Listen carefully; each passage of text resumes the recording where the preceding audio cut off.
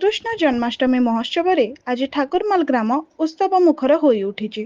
श्रीकृष्ण श्री राधा गोपी गोपाल बेशधारी मानक नगर परिक्रमा ग्राम को एक आध्यात्मिक परिवेश रे सृष्टि करथिला।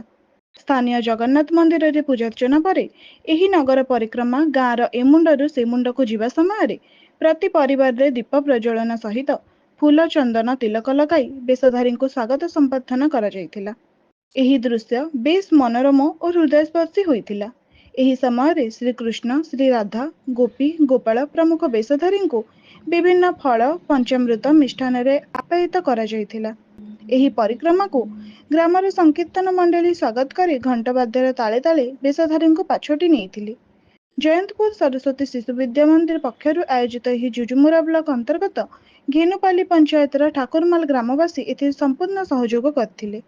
उत्सव में डाक्टर राजाराम षडंगी विशेष अतिथि भाव जोग देइथिबा बेले एही कार्यक्रम को जगतराम प्रधान जितेन्द्रिय साहू दुष्मंत प्रधान मनोज कुमार साहू उद्धव प्रधान कुबेर नायक एहाको संयोजना करथिले।